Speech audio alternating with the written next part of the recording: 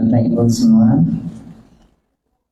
Alhamdulillahirabbil alamin, hamdan katsiran tayyiban mubarakan fi kama yuhibbu rabbuna wa yarda.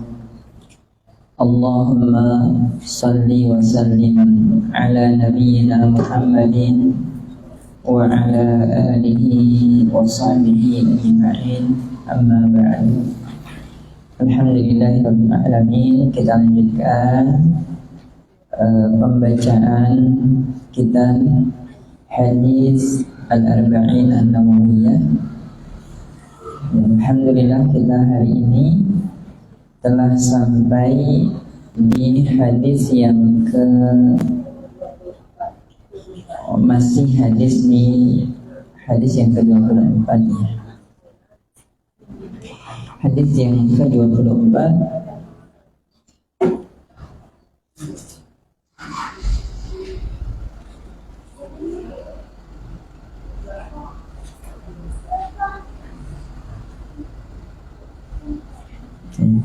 hadis yang ke-24, hadis yang cukup panjang. Kemarin kita sampai di bacaan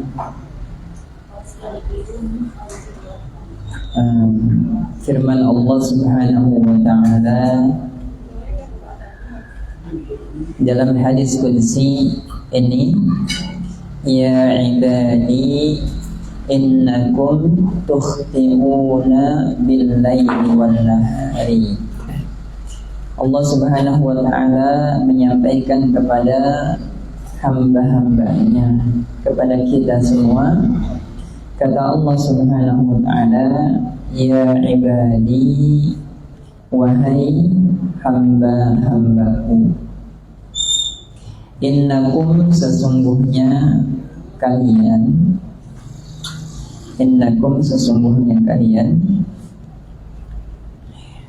tukhti'una melakukan kesalahan, terjatuh kepada dosa. Semua manusia pasti akan mengalami keterjatuhan kepada dosa atau kesalahan. Tidak ada manusia yang tidak pernah salah.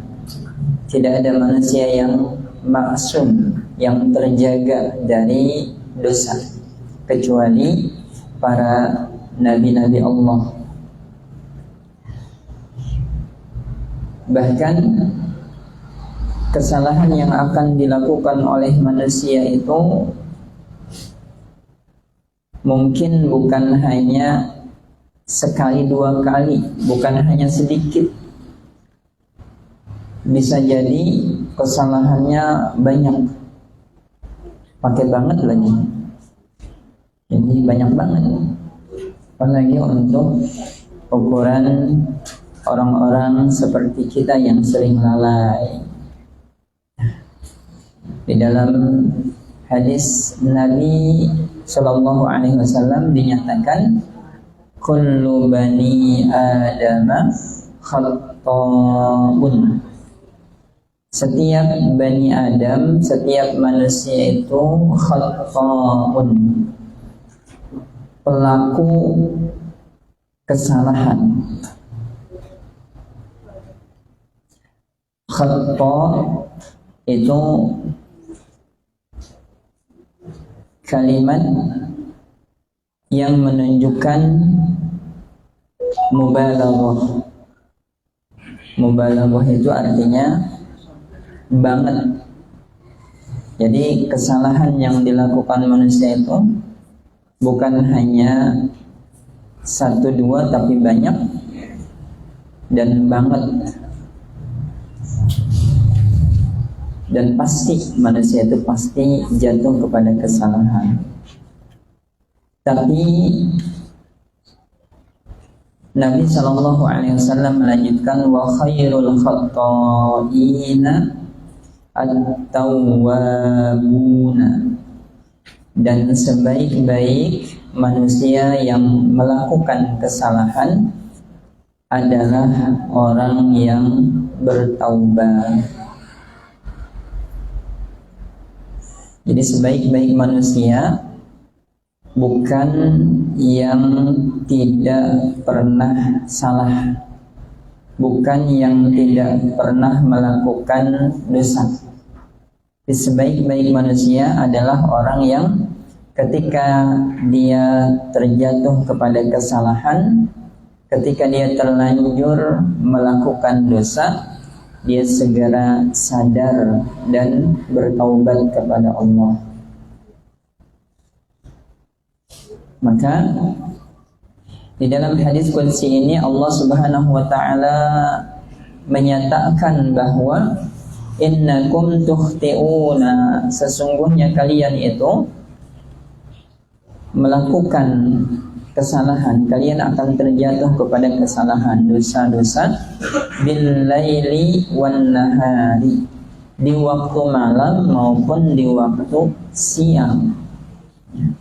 Dosa kita kadang-kadang enggak malam enggak siang, kadang-kadang siang malam melakukan dosa, kesalahan, baik yang kita sadari maupun yang terkadang kita tidak sadari. Kita telah melakukan dosa, kita telah melakukan kesalahan. Ya, maka sangat dianjurkan untuk kita berusaha selalu memuhasabahi diri kita. Salah satu tujuan muhasabah adalah agar kita meneliti diri-diri kita, dosa dan kesalahan apa saja yang sudah kita lakukan, sehingga kita sadari dan kita istighfari kepada Allah.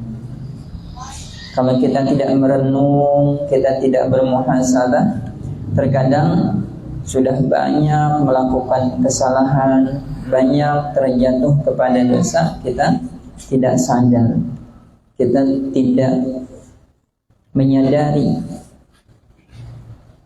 nggak ingat sama dosa. Biasanya orang yang tidak sadar, tidak ingat kepada dosa, itu susah untuk taubatnya. Maka Allah mengatakan, wa ana aghfirud dzunuba jami'a, dan aku akan memberikan ampun, aku akan mengampuni dosa-dosa semuanya. Fastaghfiruni, maka mintalah pengampunan kepadaku, beristighfarlah kepadaku. Aghfir lakum, maka aku akan berikan pengampunan kepada kalian, kata Allah. Jadi kalau kita mau istighfar, kita mau minta ampun kepada Allah atas dosa-dosa yang kita lakukan, pasti Allah akan memberikan ampunan kepada kita.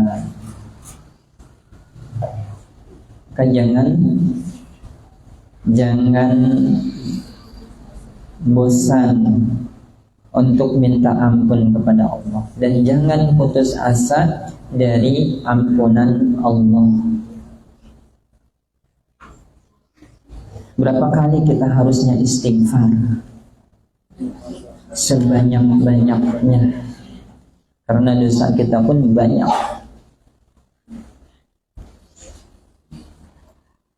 Ada kalimat di kaos biasanya suka dibaca, suka kebaca tuh, bagus. Teruslah beristighfar, karena kita ini adalah pendosa, gitu ya. Terus beristighfar pada Allah, minta ampun atas dosa-dosa yang kita lakukan dengan sungguh-sungguh, dengan keyakinan bahwa Allah akan mengampuni dosa kita. Dan betul-betul ketika kita minta ampun, harus ada penyesalan yang muncul, yang ada dalam hati kita atas dosa itu. Kalau ada orang minta maaf tapi nggak menunjukkan penyesalan, kira-kira kita maafin nggak? Ada orang yang berbuat salah terus dia minta maaf dengan lisannya, tapi tidak menunjukkan penyesalan atas perbuatannya, kira-kira dimaafin kan? Ya, kalau kita mau minta maaf, minta ampun kepada Allah, harus disertai rasa penyesalan di dalam hati kita atas perbuatan buruk, perbuatan dosa yang kita lakukan.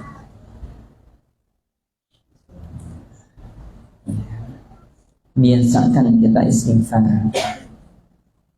Ibu, istighfarnya satu hari kira-kira lebih dari 1000 enggak?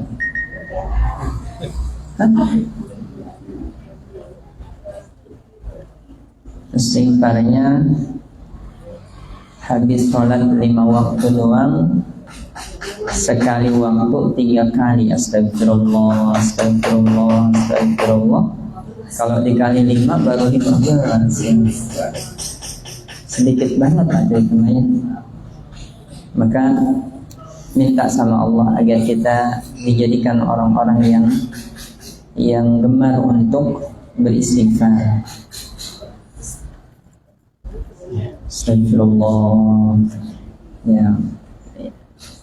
Kalau lagi bengong, lagi santai, lagi di jalan atau lagi apa? Ya, sambil berzikir, terutama istighfar yang sangat dianjurkan untuk kita perbanyak istighfar.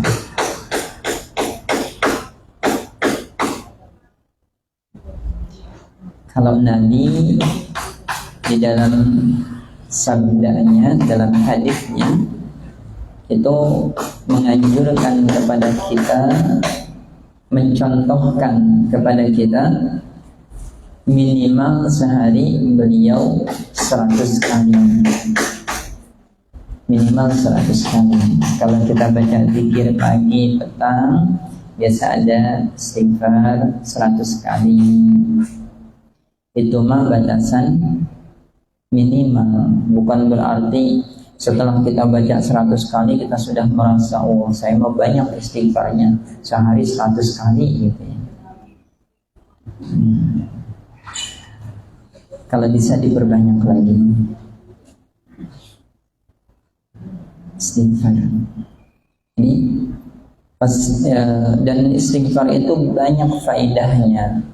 Selain sebagai permohonan ampun kita kepada Allah atas dosa-dosa yang kita lakukan, yang akan membuat Allah mengampuni dosa kita, istighfar pun banyak faedahnya nanti.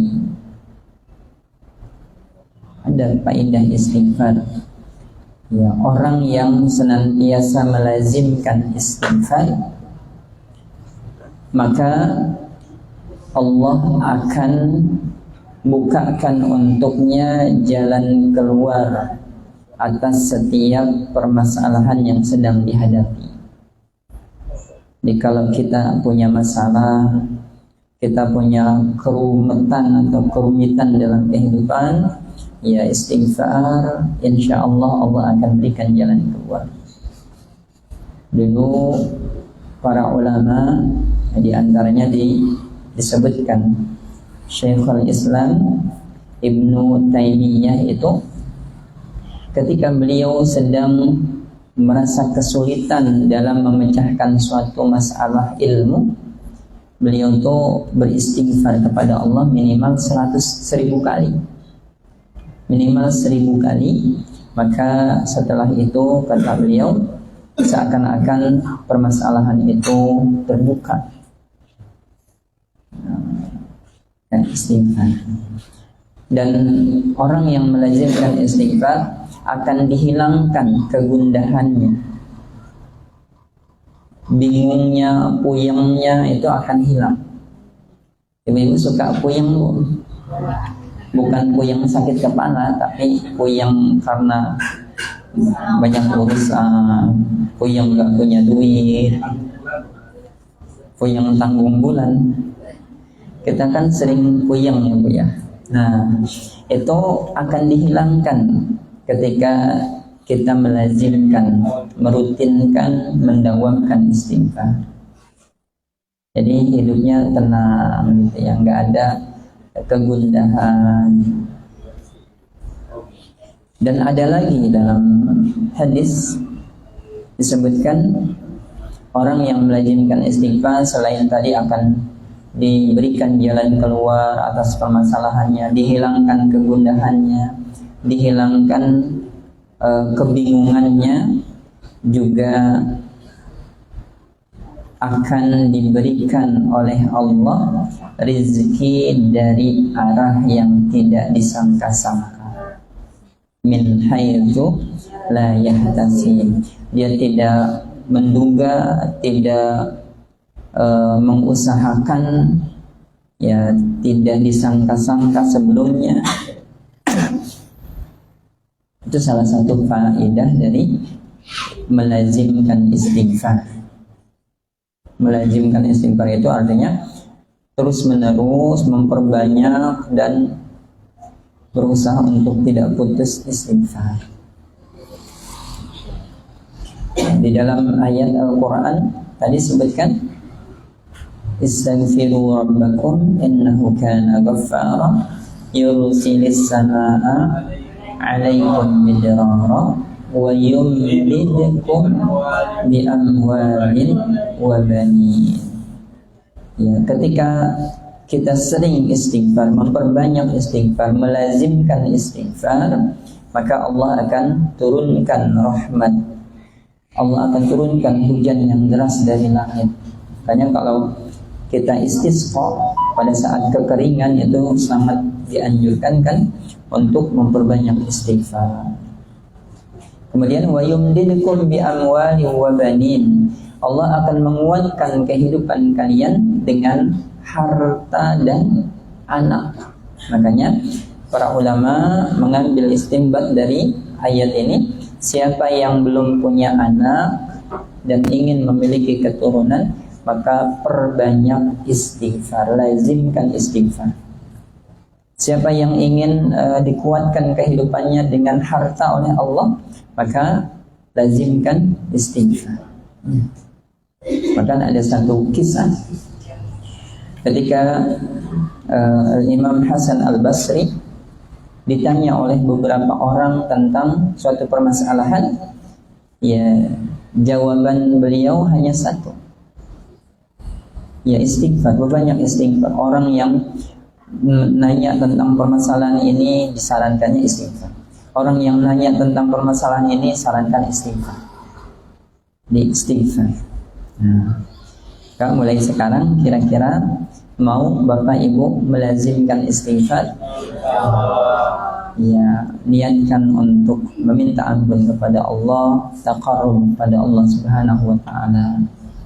Istighfar, astagfirullah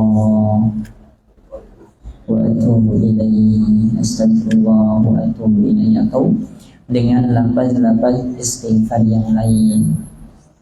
Bahkan salah satu ciri orang soleh itu kebiasaan orang soleh dan kebiasaan orang yang akan masuk surga.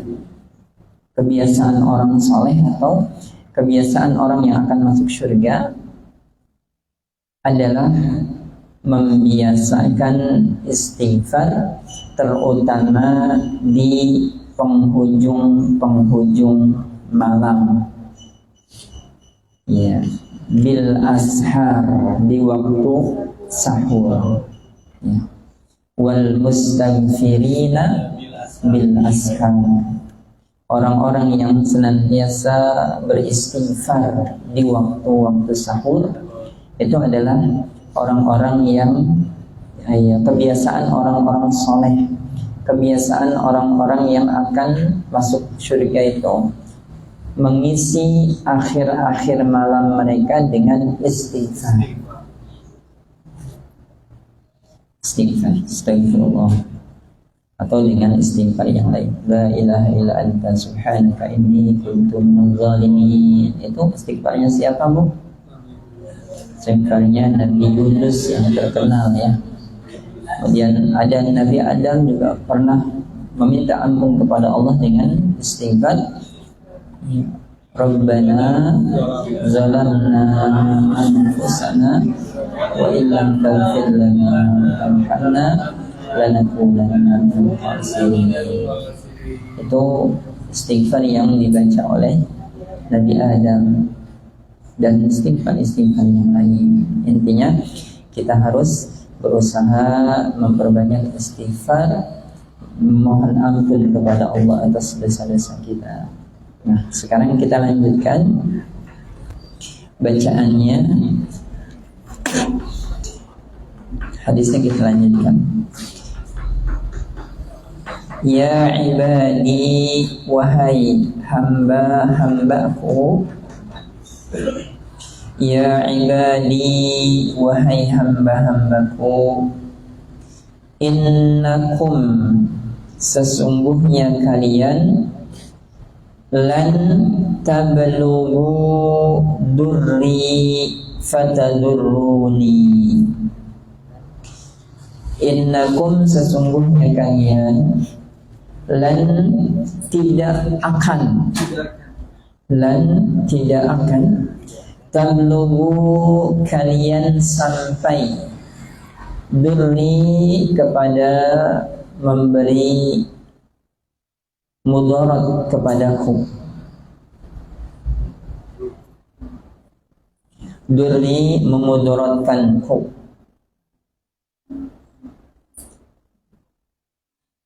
Fatadurruni, maka kalian bisa memberikan mudarat kepadaku. Jadi hamba-hamba Allah, makhluk-makhluk Allah tidak akan bisa memberikan mudarat kepada Allah, atau tidak akan memberikan mudarat sama sekali kepada Allah Subhanahu wa ta'ala dengan jalan apapun.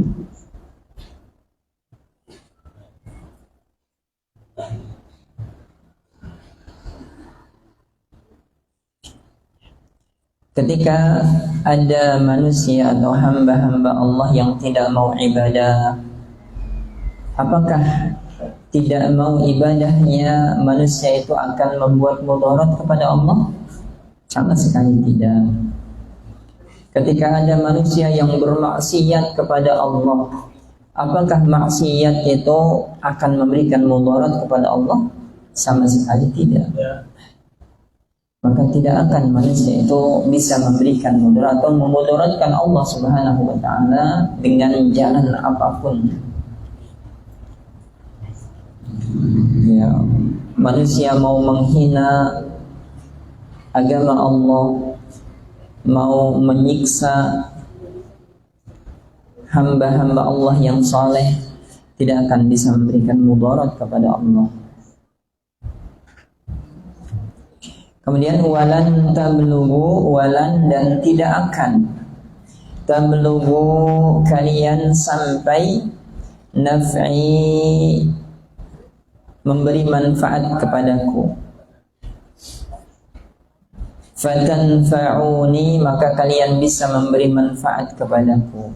Jadi tidak ada manfaat yang bisa diberikan oleh manusia kepada Allah. Jikapun manusia itu bersungguh-sungguh beribadah kepada Allah, menjalankan perintah Allah, menjauhi larangan Allah dengan sungguh-sungguh, maka itu sama sekali tidak memberi manfaat kepada Allah. Kalau semua manusia Islam semua mengikuti aturan Allah semuanya, apakah itu bisa atau akan memberikan manfaat kepada Allah? Tidak. Allah Al-Ghani, yang tidak butuh kepada yang lainnya. Apapun yang dilakukan oleh selain Allah itu tidak berpengaruh kepada Allah. Itu namanya Al-Ghani. Wa huwal ghaniyul hamid. Allah itu Maha Ghani, Maha terpuji. Ya, ketika ada manusia yang menentang Allah, tidak akan mengurangi keterpujian Allah. Ketika ada manusia yang ibadah kepada Allah, tidak akan menambah keterpujian Allah Subhanahu wa taala.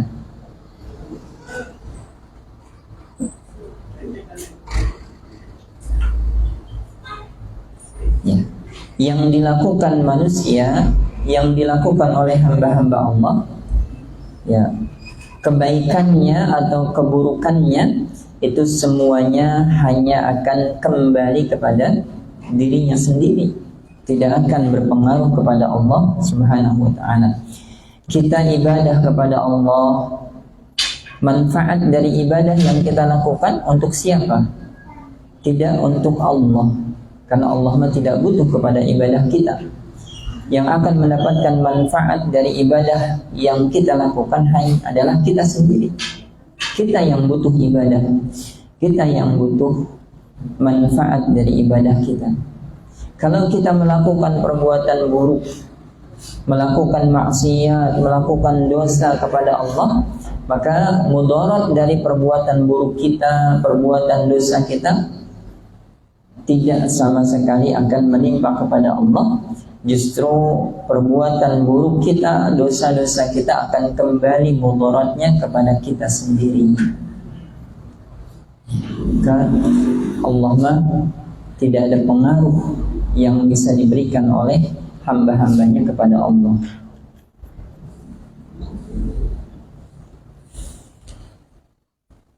Ya ibadi, wahai hamba-hambaku,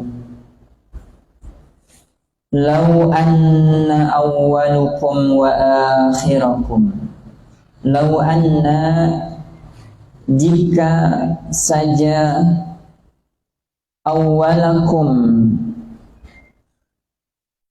orang yang paling pertama dari kalian, ya, lau anna awwalakum, jika saja orang yang paling pertama dari kalian, wa akhirakum, dan yang paling terakhir dari kalian. Jadi yang paling pertama hidup dan yang paling terakhir hidup nanti, semuanya berarti. Wa insakum, dan manusianya, wa insakum, dan kalangan manusianya, wa jinnakum, dan kalangan jinnya. Jadi semua manusia dari yang pertama sampai yang terakhir, semua jin dari yang pertama sampai yang terakhir, kira-kira banyak kan?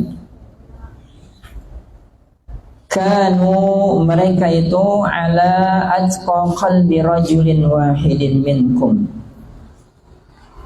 Kanu, mereka itu ala, di atas, atqa, yang paling takwa,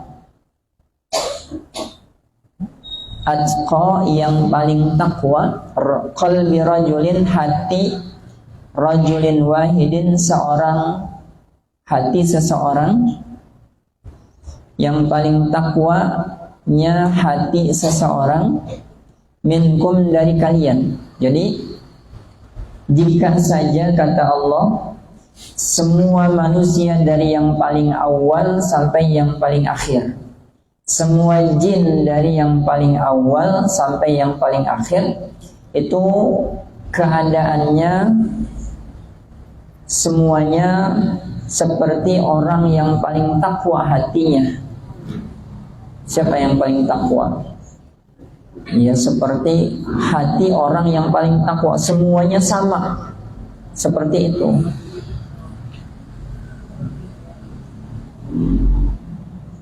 Ma zada dzalika, ma tidaklah, zada menambah, ma tidaklah, zada menambah, dzalika, hal itu, fi mulki, dalam kerajaanku, dalam kerajaanku, syai'an, sedikit pun.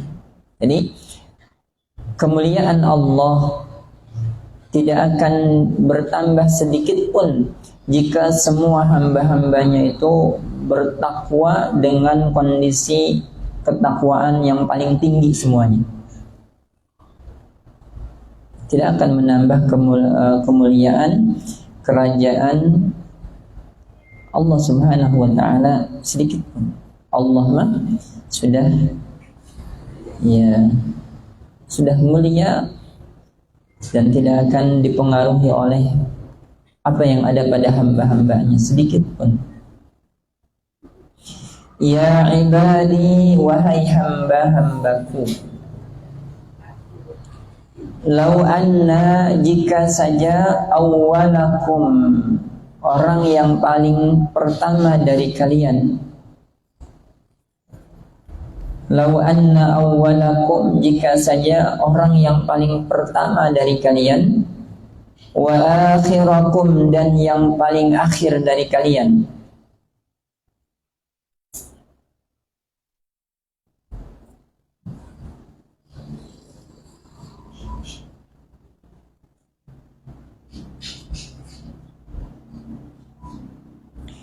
wa insakum, dan kalangan manusianya, wa jinnakum, dan kalangan jinnya, manusianya, jinnya, dari yang paling awal sampai yang paling akhir.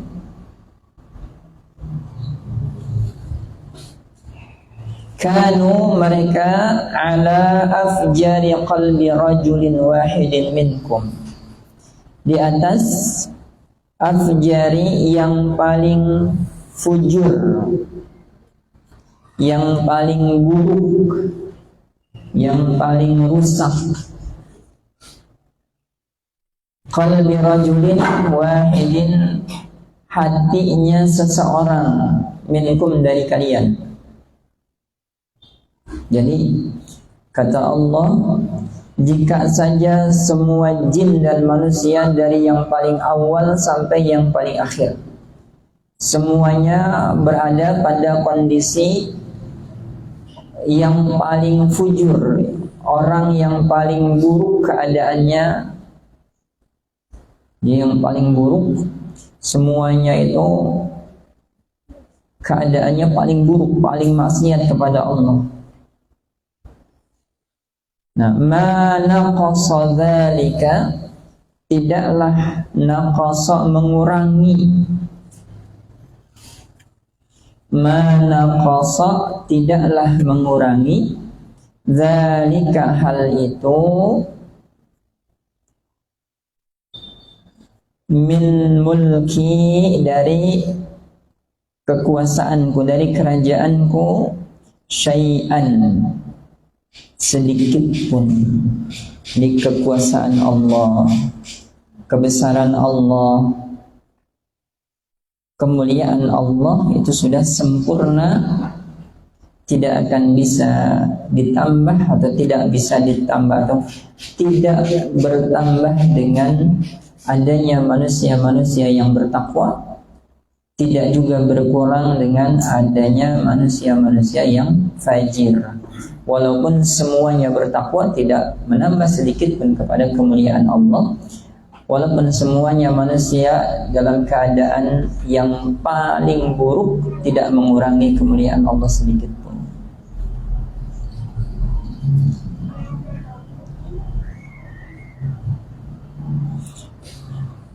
Ya ibadi, wahai hamba-hambaku, lau anna awwalakum wa akhirakum, lau anna, seandainya, jika saja, awwalakum, orang yang paling awal dari kalian, wa akhirakum, dan yang paling akhir dari kalian, wa insakum, dan kalangan jinnya, wa insakum, dan kalangan manusianya, wa jinnakum, dan kalangan jinnya, jadi semua jin dan manusia dari yang paling awal sampai yang paling akhir.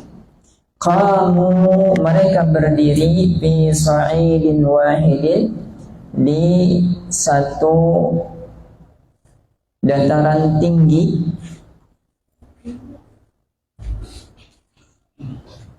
di satu tempat.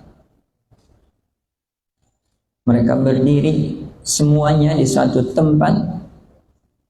Fasa'aluni, kemudian mereka meminta kepadaku, kata Allah.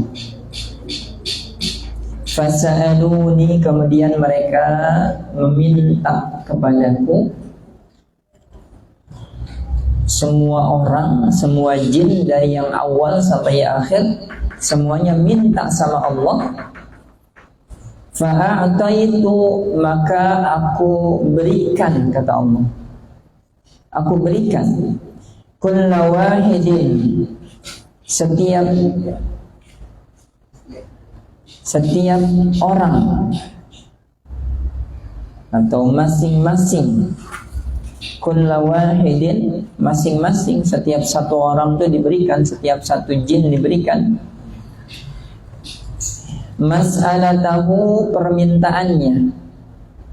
Kira-kira kalau ada manusia dari yang paling pertama sampai yang terakhir, berapa banyak? Jin dari yang paling pertama sampai yang terakhir, berapa banyak? Kata Allah, jika saja mereka semuanya minta kepadaku di satu waktu, di satu tempat, masing-masing meminta satu permintaan, masing-masing minta dengan permintaannya, kemudian Allah berikan permintaannya. Masing-masing orang yang minta, jin yang minta itu diberikan oleh Allah permintaannya. Ma naqasa dzalika, ma naqasa, tidaklah mengurangi, zalika, hal itu. Jadi semua yang Allah berikan kepada jin dan manusia dari yang paling awal sampai yang akhir, permintaan mereka semuanya Allah berikan, itu tidak mengurangi hal itu. Mimma indi, dari apa yang ada padaku, kata Allah, dari apa yang ada di sisiku.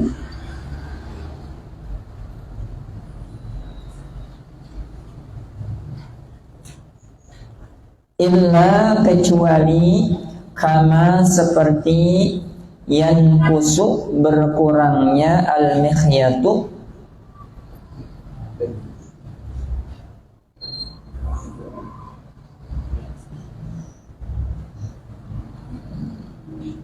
setetes yang ada di jarum. Khiyat itu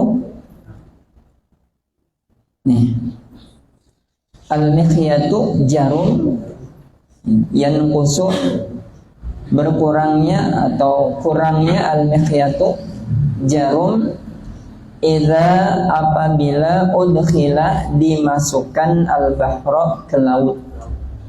Jadi kalau kita masukin jarum ke laut, nah kita angkat jarumnya, ya di jarum itu kan ada air yang keangkat setetes mungkin atau kurang dari itu. Nah, sedangkan yang ada di sisi Allah itu seperti lautan, samudra yang luas. Ya, yang Allah berikan kepada seluruh jin dan manusia itu hanya seperti setetes yang nempel di jarum itu. Gimana kekuasaan Allah? Masih ragu kita dengan kekuasaan Allah? Masih ragu kita mau minta kepada Allah? Sampai-sampai kita meninggalkan Allah yang memiliki kekuasaan seperti itu, kita malah minta kepada makhluk-makhluk yang tidak punya sama sekali kekuasaan. Kita minta sama dukun, minta sama kuburan, minta sama pohon keramat, kuburan, gunung-gunung. Sedangkan Allah kekuasaannya sangat sempurna.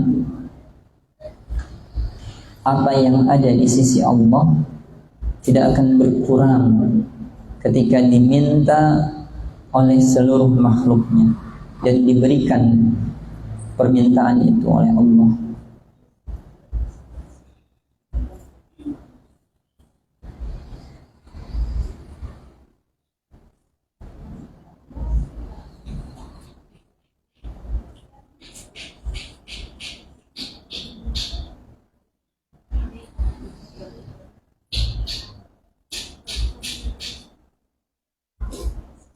Masih takut kekurangan, Pak, Bu? Ya. Kalau Allah yang mencukupi kita, maka tidak akan ada yang takut kekurangan, dan semua sudah Allah cukup. Ya, Allahu yarzuqukum. Allah yang akan mencukupi rezeki kalian. Dan Allah seperti ini kekuasaan. Ini gambaran dari Allah atas kekuasaan Allah. Apa yang Allah miliki. Tadi apa? Jika seluruh makhluk Allah dari kalangan jin dan manusia, yang awal sampai yang terakhir, minta kepada Allah permintaan yang kemudian Allah berikan permintaan itu masing-masingnya, itu semua tidak akan mengurangi apa yang ada di sisi Allah, kecuali seperti berkurangnya lautan ketika jarum dimasukkan ke dalam lautan kemudian diangkat. Nah, seperti itulah. Yang masih sisa banyak tak? Ya.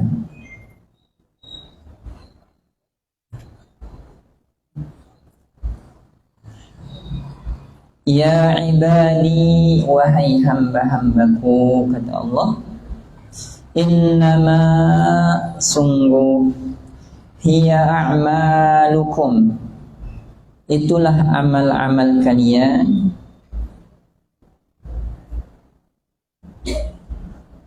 itulah amal-amal kalian, uhsiha, yang aku jaga, aku menjaganya, kata Allah. Semua amal kita ini dijaga oleh Allah, dicatat sedetil-detilnya. Tidak ada amalan yang dilakukan manusia kecuali dijaga, dicatat oleh Allah di kitab catatan amalnya masing-masing. Uhsiha, aku jaga, aku menjaganya, lakum, untuk kalian. Summa, kemudian, uwafikum, aku akan berikan balasan sempurna.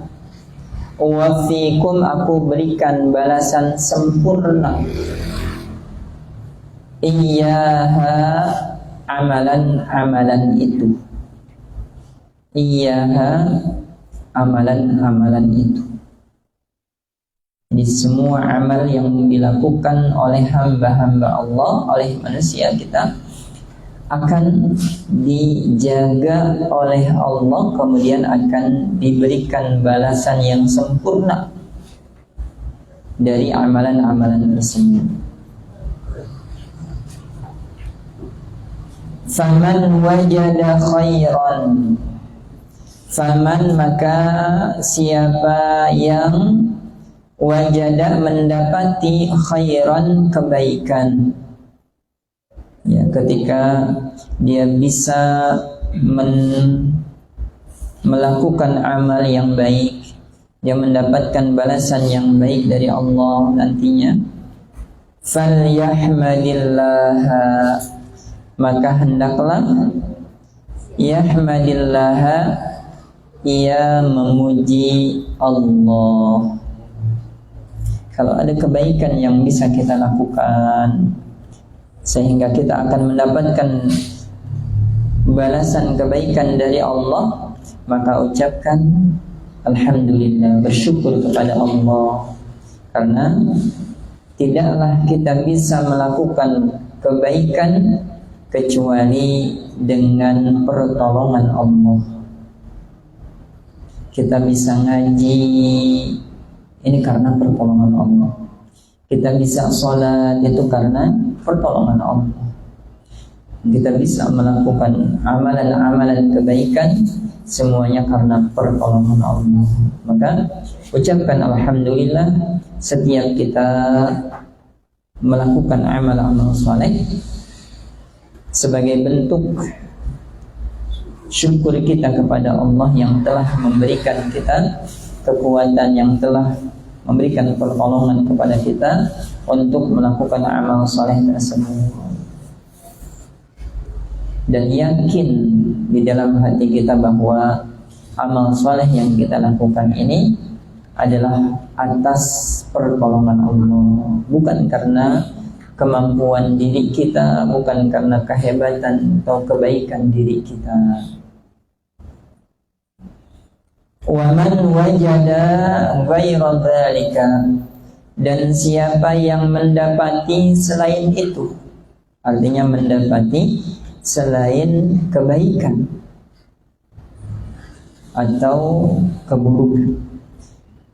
Dia mendapati selain kebaikan, yaitu keburukan. Dia melakukan keburukan, melakukan perbuatan yang tidak baik, amal-amal yang tidak baik, sehingga akan mendapatkan balasan dari Allah setimpal dengan keburukan yang dia lakukan. Fala yalumanna, maka jangan sekali-kali ia mencela. Fala yalumanna, maka jangan sekali-kali ia mencela, menyalahkan, illa nafsahu, kecuali dirinya sendiri. Jangan nyalahin orang lain, jangan mencela apapun ketika kita melakukan suatu yang bukan kebaikan, kecuali kita harus menuduh diri kita sendiri, harus mencela diri sendiri. Artinya nanti ketika kita dihadapkan kepada balasan keburukan dari amal buruk yang pernah kita lakukan, tidak ada yang boleh disalahkan kecuali diri kita sendiri.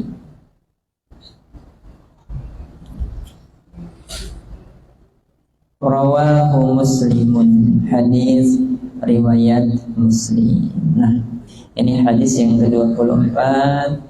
Ya, alhamdulillah sudah selesai kita baca. Insyaallah nanti kita lanjutkan ke hadis yang ke-25. Mungkin ada yang ingin disampaikan atau ingin ditanyakan, silahkan. Masih ada waktu beberapa menit ke depan. Oh ya.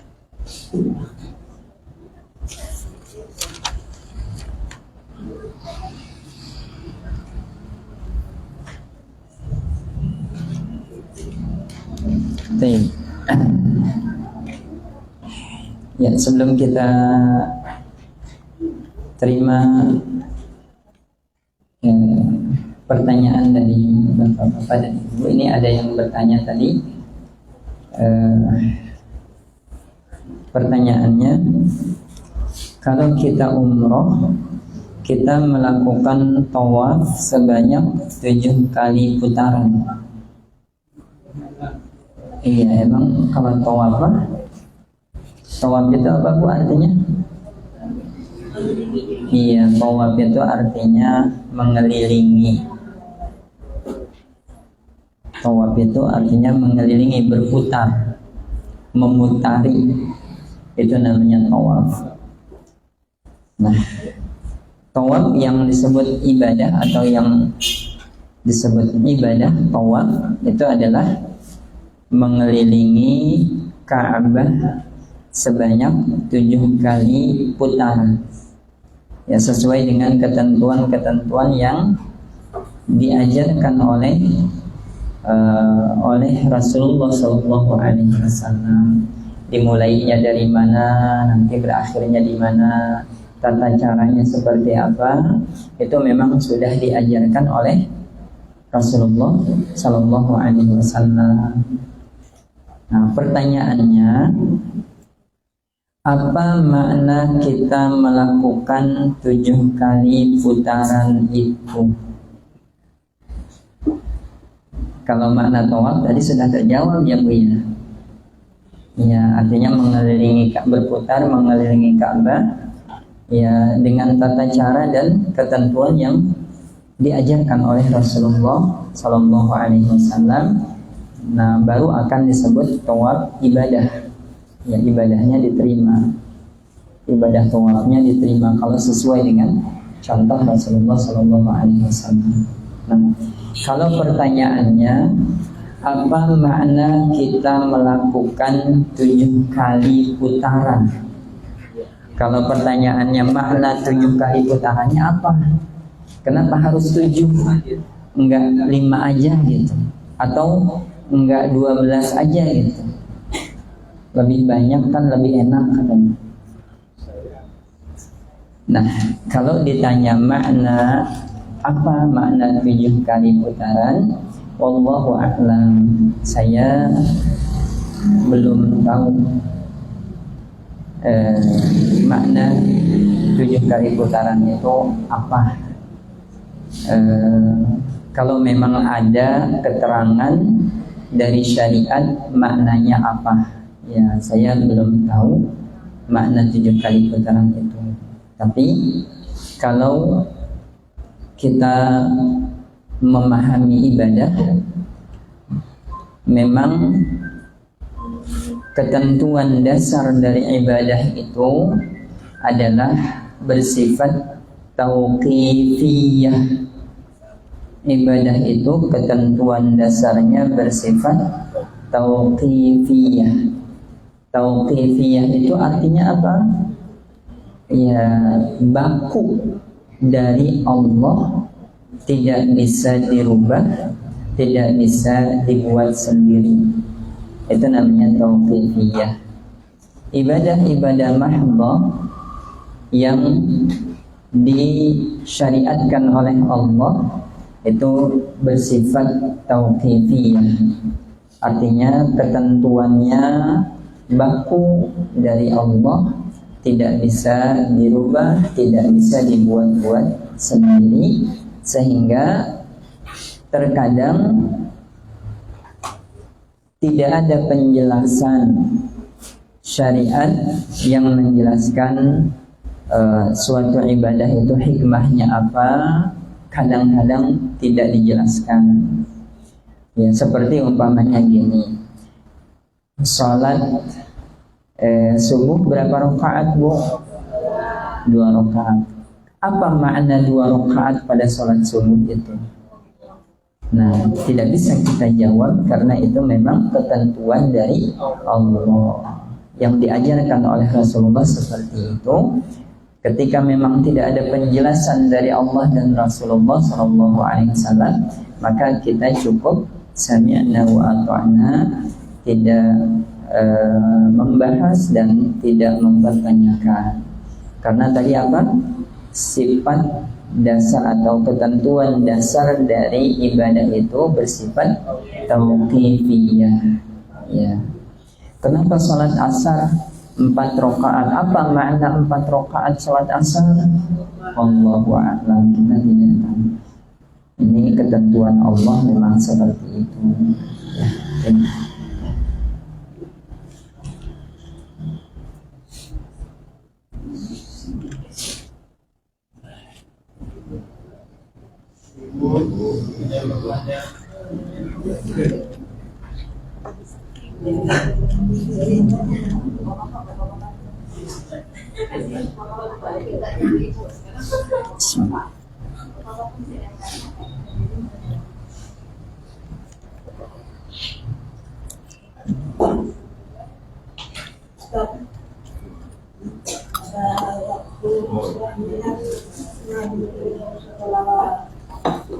Kembali dari dengan kedua, ketemu dengan Nabi Musa. Sebenarnya apa pertemuannya dengan Allah? Karena dikasih tugas ibadah sholat selama 50 rakaat. Oleh Nabi Musa mengatakan itu adalah pelaku umat itu kecil-kecil, sedangkan umat saya besar-besar, dan itu pun tidak mampu makanya. Apakah ini mustahil? Itu saya terima kasih. Assalamualaikum warahmatullahi wabarakatuh. Assalamualaikum.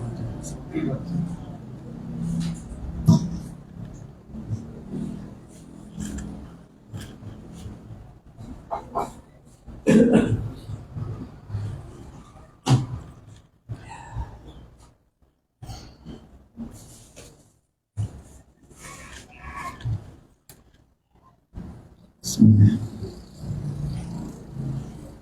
Tentang kisah bertemunya Nabi Muhammad sallallahu alaihi wasallam dengan Nabi Musa ketika Mi'raj. Apakah itu sahih? Iya. Hadis tentang Mi'rajnya Nabi sallallahu alaihi wasallam dari Baitul Maqdis ke atas langit ketujuh untuk menghadap Allah Subhanahu wa taala, menerima perintah salat itu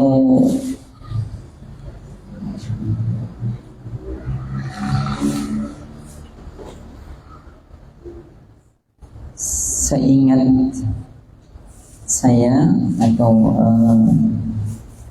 pernah kami belajar itu, insya Allah hadisnya sahih.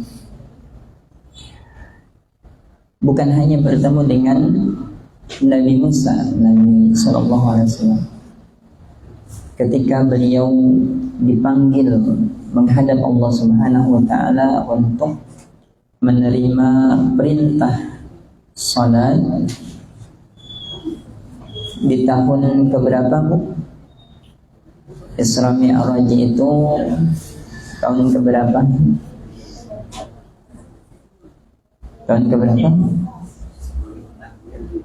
Iya, kurang lebih tahun, ada yang mengatakan tahun ke-10 atau tahun keberapa, Bu?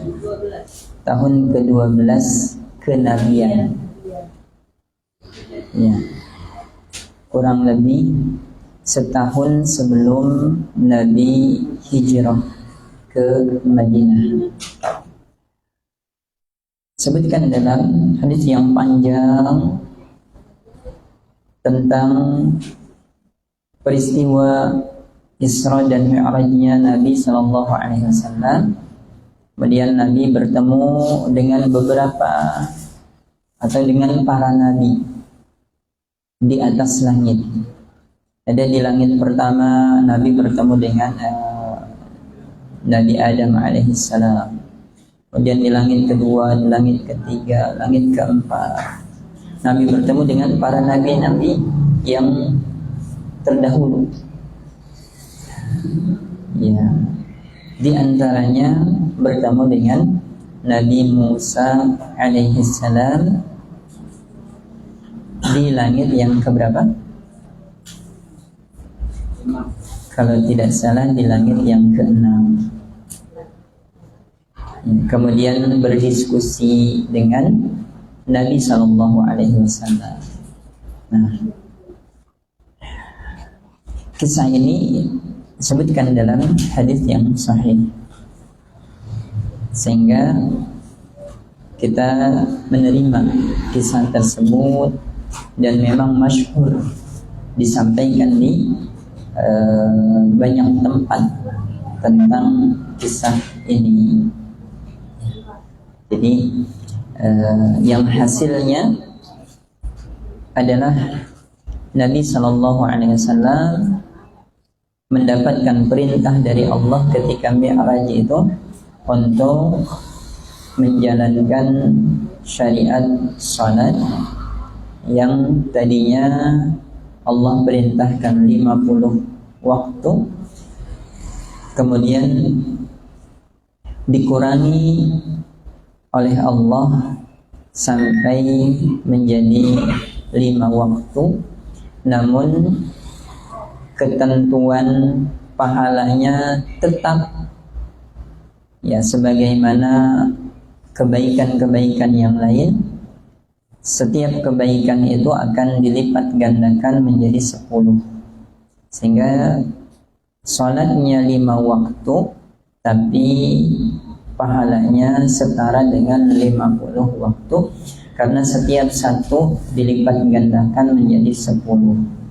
Ya, itu mungkin yang kami ketahui tentang hal tadi.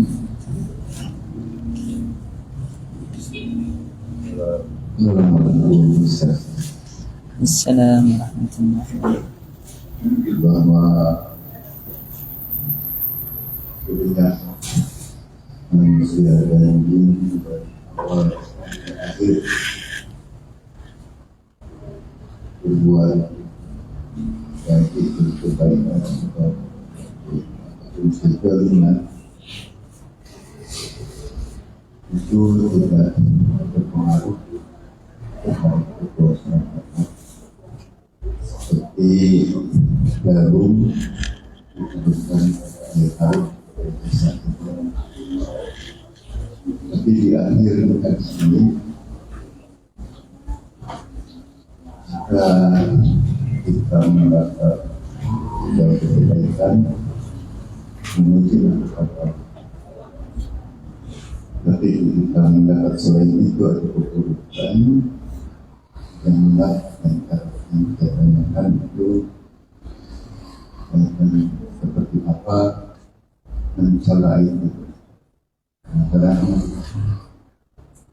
kita di dalam hati atas kehidupan ada bersatu tidak lama seperti nanti kita seperti Assalamualaikum warahmatullahi wabarakatuh.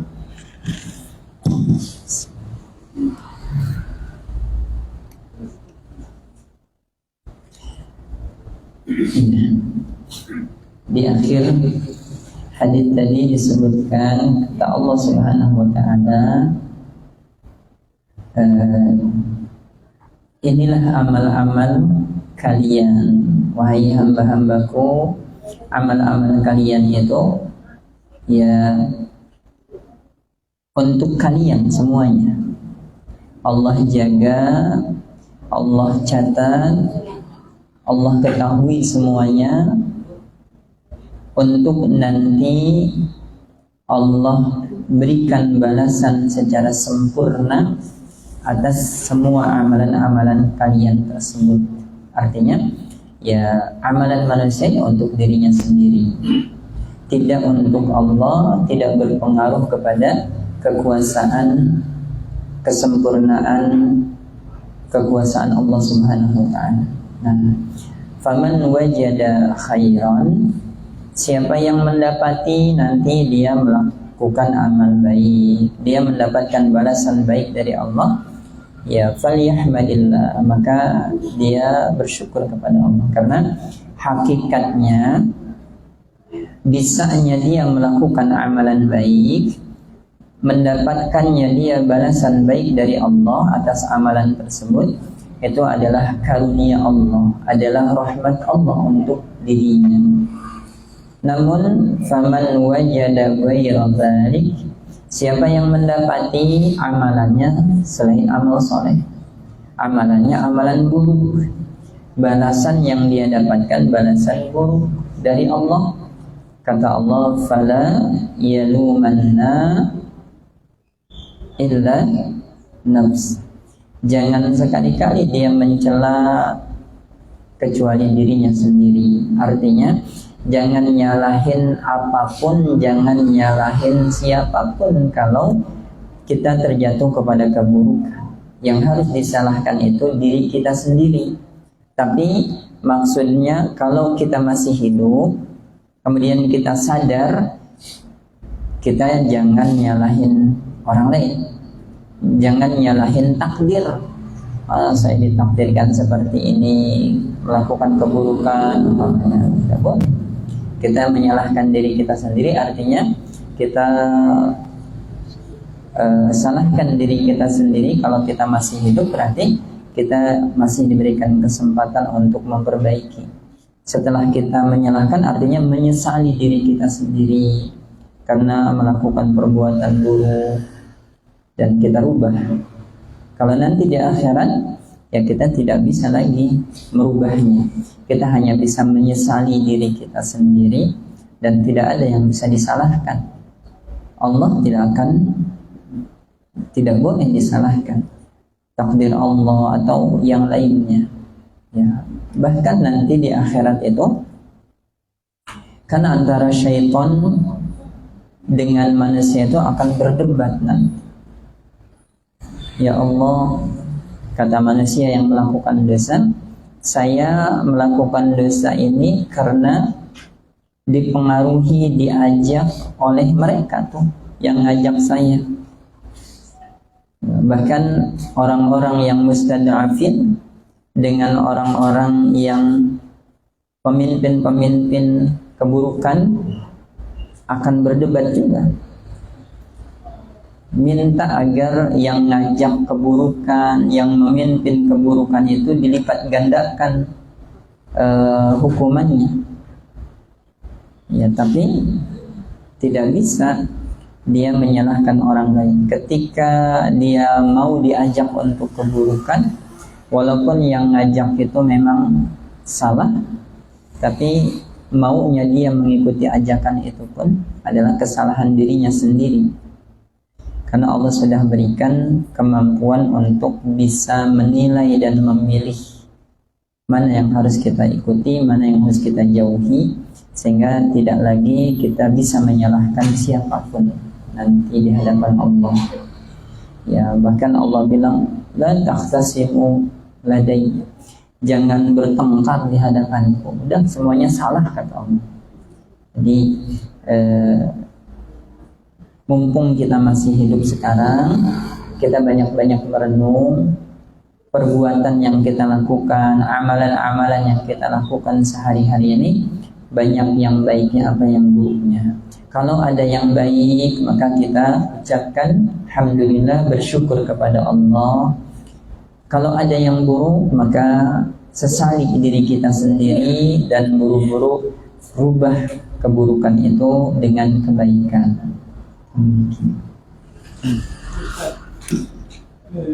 Panggilan ini kan berlaku umum gitu ya, benar berarti ya. Artinya tidak terhadap umat yang juga beriman, karena ya lagi amanu, bukan juga dari nas gitu. Ini bagi orang yang berbahan itu ya, dan juga orang yang beriman, bagi orang yang di luar dan menolak keimanan, dan ini kan mendengar juga ini gimana penjelasan? Iya.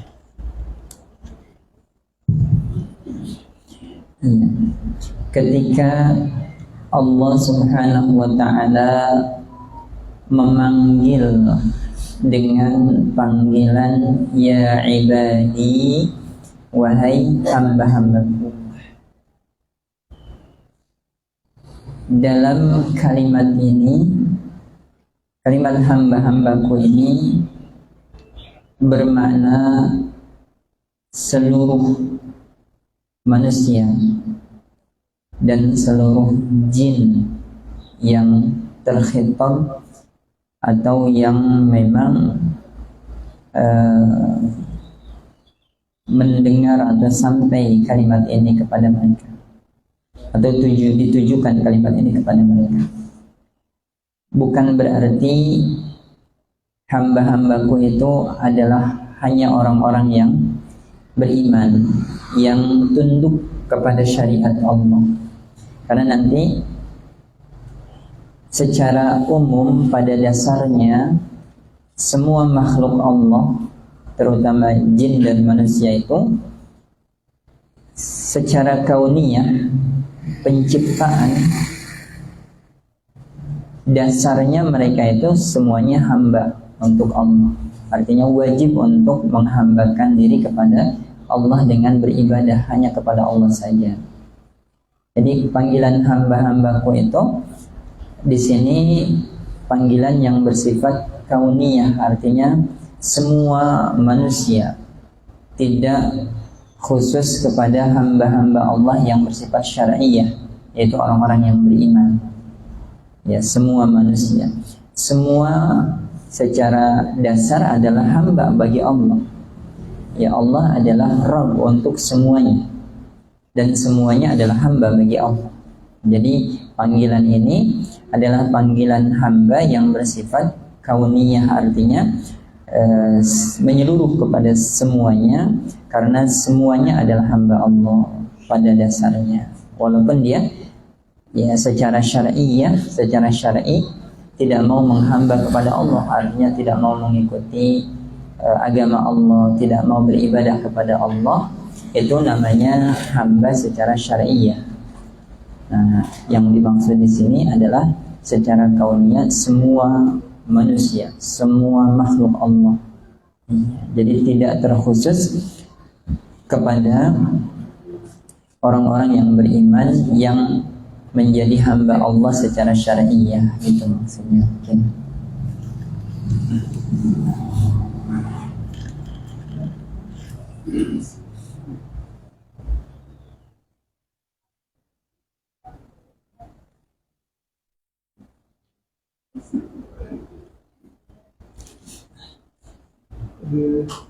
Kemudian ini Pak, Assalamualaikum.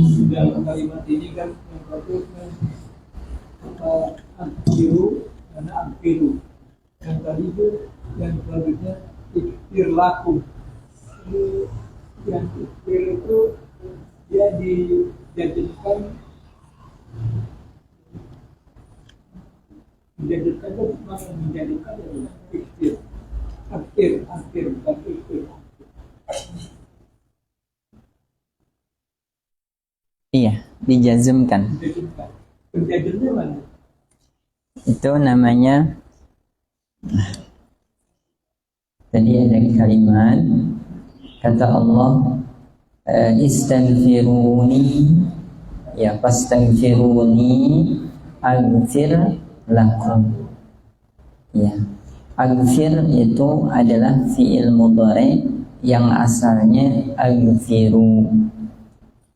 Kenapa dia jazm atau dia dalam keadaan jazm aghfir? Kenapa jazmnya? Karena dia menjadi fi'il jawab namanya. Nanti kita akan belajar insyaallah salah satu penjazman fi'il mudhari adalah ketika dia menjadi fi'il jawab.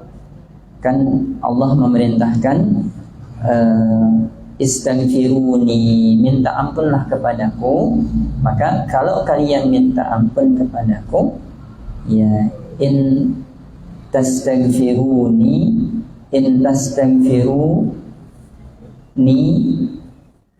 aghfir lakum. Itu kalimat yang sempurnanya nanti, karena dia dibuang maka ini disebut dengan fi'il jawab, dan ketika dia menjadi jawab maka akan jazm fi'il mudhari itu. Iya. Tadinya aghfiru, karena dia jazm jadi aghfir. Kenapa dia jazm? Karena menjadi fi'il jawab.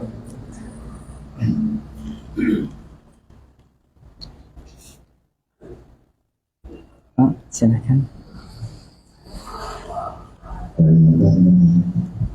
Pertama dari kemarin, jadi dari kemarin kita berdoa dari bulan Rajab Sya'ban sampai kalah kita pada bulan Rajab.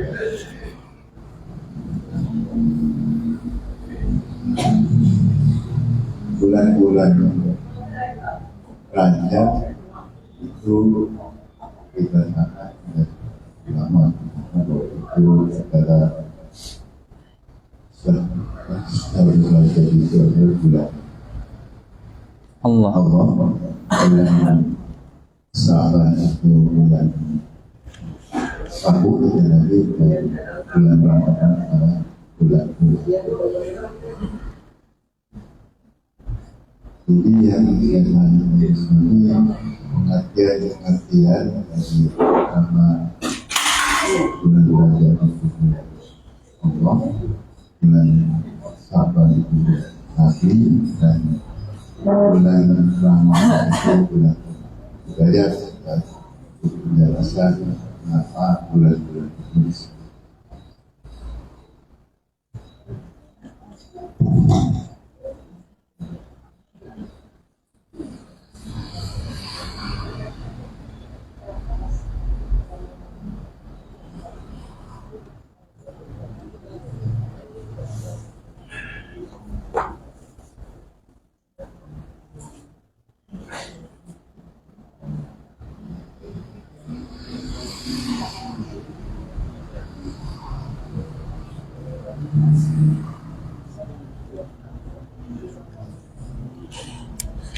Baik. Tentang keterangan yang biasa kita dengar dari yang sering mungkin dinazamkan ya, Syahrul Rajab ini Syahrul Rajab Syahrullah, kemudian Syahrul Sya'ban Syahri Ramadan Syahrul Ummati ya mamlu'atun birrahmati gitu ya. Itu kalimat yang sering kita dengar, mungkin ibu pernah dengar mungkin nazaman seperti itu yang Syahrul Rajab Syahrullah gitu ya. Pernah dengar ini ibu?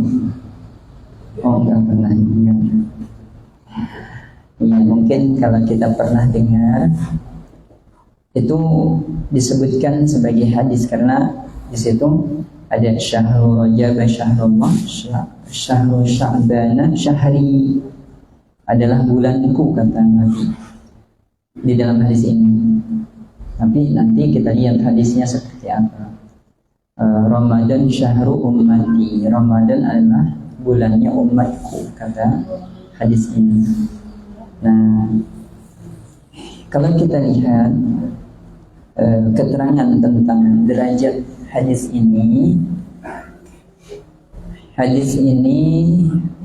disebutkan oleh para ulama. Hadis yang menyebutkan redaksi seperti ini disebutkan banyak, ada disebutkan sahabat yang meriwayatkan hadis ini, di antaranya Abu Sa'id Al-Khudri radhiyallahu.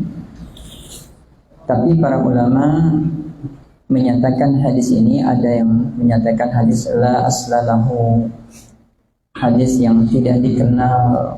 Kebanyakan ini menyatakan para ulama hadis ini tidak dikenal atau tidak ada asal. Artinya hadis ini lebih kepada hadis maudhu. Ya, bahkan para ulama hadis banyak yang membawakan hadis ini dalam kitab-kitab maudhu'at. Kitab maudhu'at itu kitab hadis yang menghimpun hadis-hadis palsu. Jadi kitab yang menghimpun hadis-hadis palsu dihimpun supaya diketahui oleh umat bahwa ini adalah hadis palsu. Maka dikumpulkan oleh para ulama hadis-hadis palsu itu dalam kitab yang disebut maudhu'at biasanya. Nah, jadi kalau secara riwayat hadis ini dinyatakan oleh para ulama hadis yang tidak ada asal atau hadis palsu.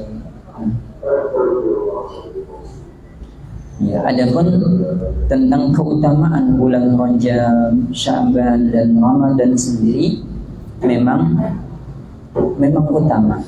Memang ada keutamaan. Rajab sendiri adalah salah satu Ashhurul Hurum, bulan-bulan suci. Sya'ban sendiri adalah bulan istimewa yang digunakan atau yang biasa dilakukan oleh Nabi di bulan Sya'ban untuk memperbanyak ibadah sebagai latihan untuk menghadapi Ramadan. Bahkan istri-istri Nabi menyampaikan, tidaklah aku melihat Nabi memperbanyak puasa dalam satu bulan atau selain di bulan Sya'ban.